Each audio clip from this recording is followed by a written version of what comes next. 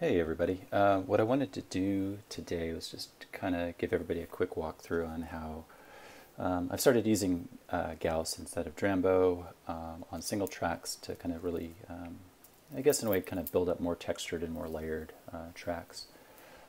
So the first thing I usually do is I kind of start off with an AU V3 instrument, and then I add an instance of Gauss here via the processor unit. And just load that up. Turn monitor on and go for around, let's say 25 seconds or so. 26 seconds, I guess that's what it's going to be. Leave everything kind of off. Speed is, at default speed.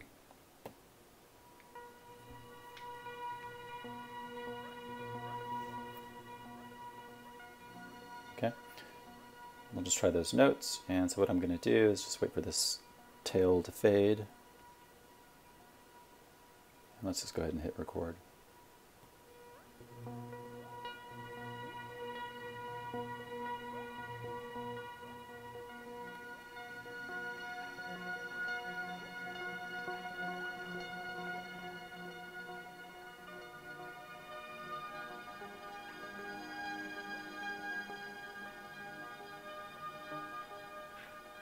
I'm just going to let that finish. Now it's going to loop back. Usually give it a fairly long decay time. And now, if I go over here, I'm not getting anything, right? Nothing is playing because Gauss is not monitoring.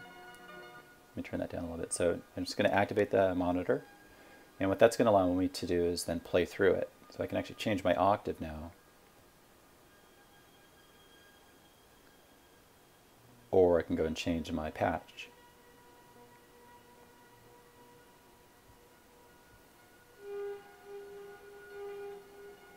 So what I actually like to do here is just lay down something. So let's go ahead and hit play.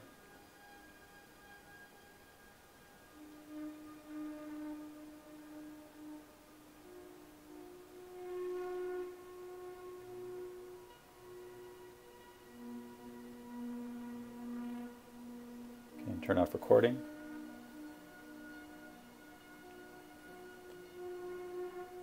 Now, one of the things I like to do here is, instead of having it just continuously loop, there are a couple things that you can do. You can go into step mode, just kind of randomize some of these things.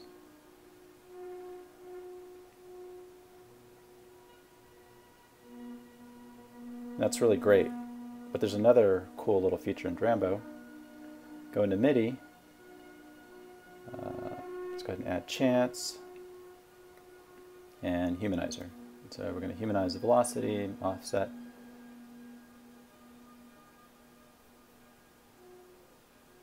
So I'm going to reduce the probability of the steps that I've created from playing. Now that's really cool, but let's take it one step further. I'm going to add an LFO to this chain, bring the frequency down really, really low, and then I'm going to press this little caret, this little arrow, or triangle, and then map the chance probability to the LFO frequency. So I can set this up really high.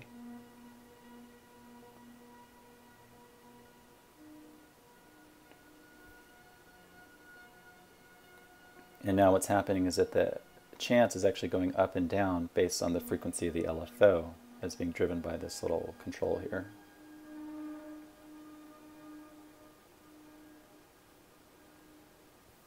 And the other thing I like to do is I love just adding tons of reverb and whatnot to this. So I'm going to go ahead and add, let's add some K7D.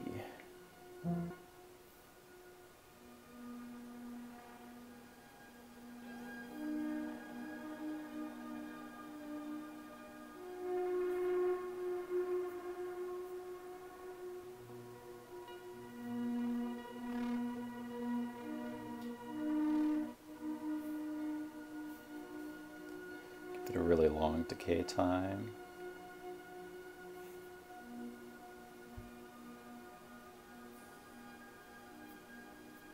Let's see if we can add a shimmer.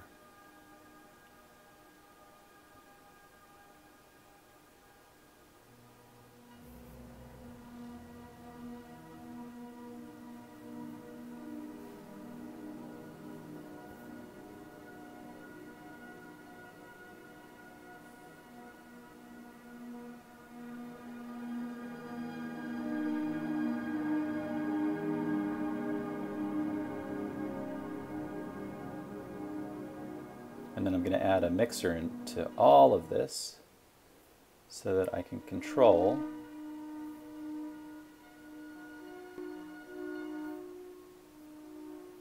what gets played. So there's frames, and here's Gauss. And actually I think I made a mistake here, so let me delete this. I'm going to go to the end of the chain so it plays everything.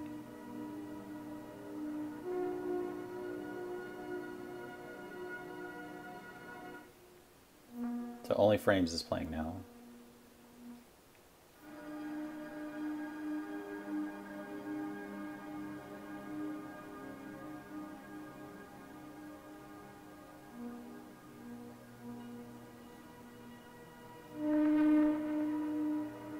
So since I'm turning off frames, it's not going through the signal chain.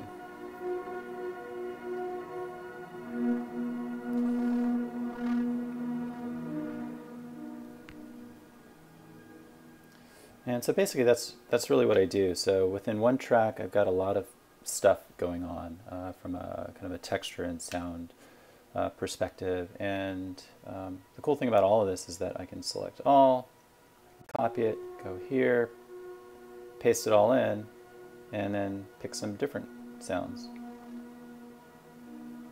Let's see what that sounds like. And we'll erase that. Monitor is on.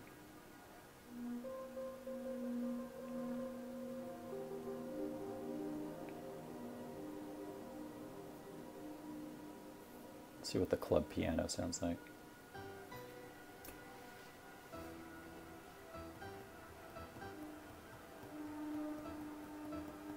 So yes, I've got that chance on, so it's not letting every single note through.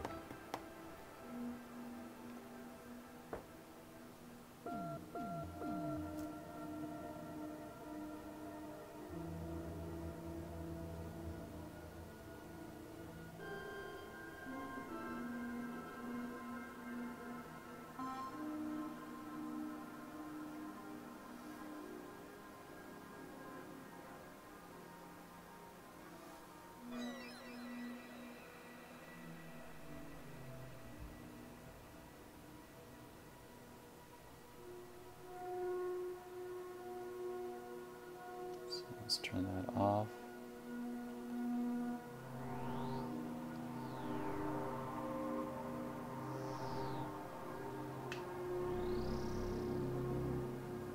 I'm just trying to find a sound that goes well with the one that I picked on the first track.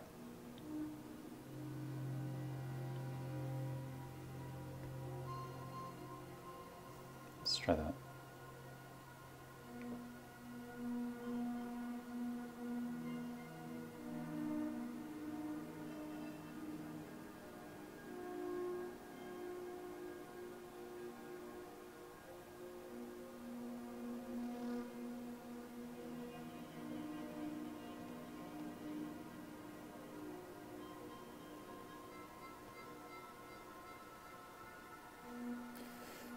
Now the great thing about Gauss is that you can then really create a bunch of chaos.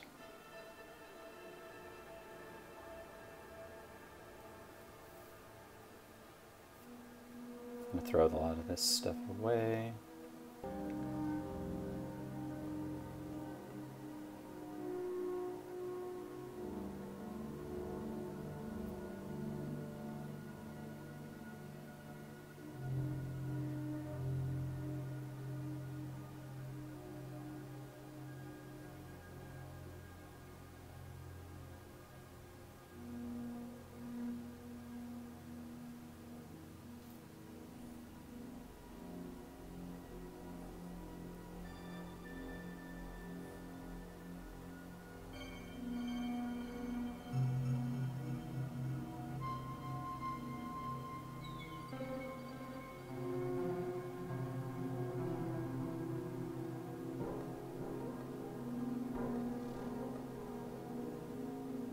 So we're going to record some notes here.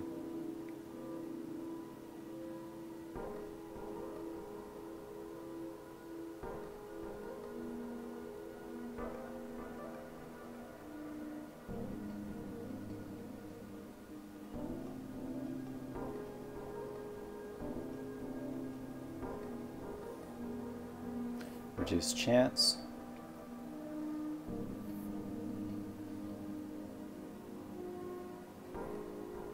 Add a mixer.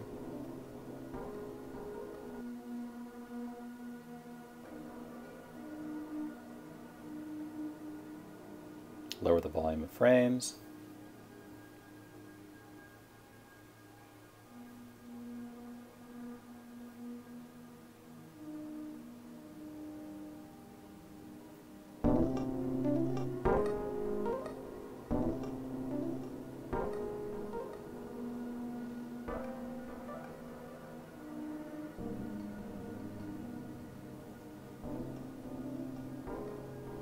I can actually add some delay in here. Sorry about that.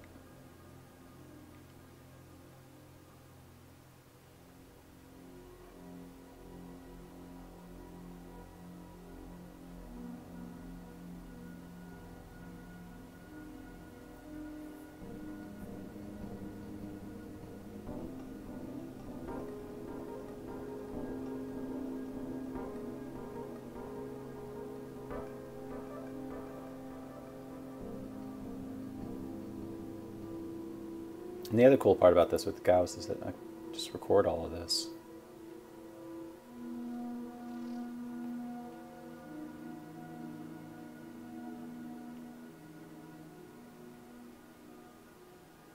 Let's record that for about 25 seconds or so.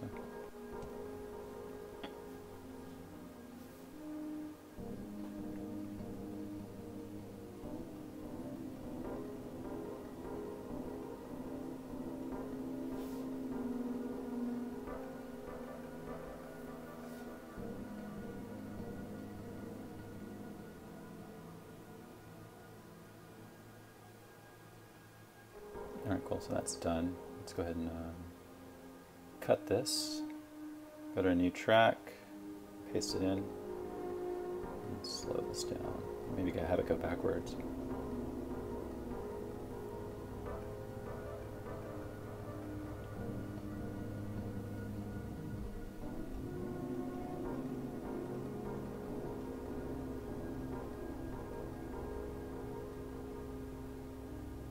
Let's go solo that, see what that actually sounds like. It's probably too slow.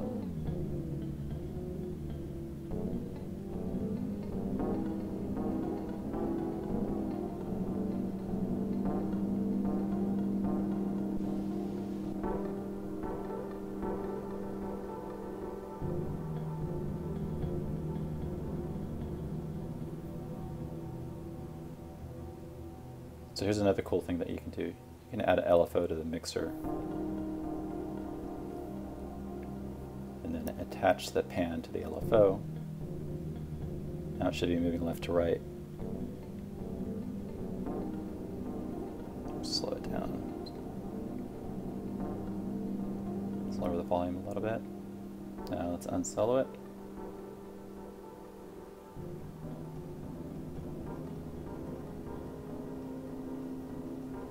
Now, if I were really, composing something, I would definitely spend a little bit more time trying to make sure that everything is in harmony and kind of working together. But hopefully, this kind of highlights, the flexibility of Drambo by just combining a bunch of LFOs with a nice little looper, and then being able to apply chance at the track level as well as the individual step level. And then having that ability of just kind of copying what it is that you're playing in order to then further manipulate it, and to kind of shape the sound or the experience that you're trying to create for the listener. So hopefully you found that helpful.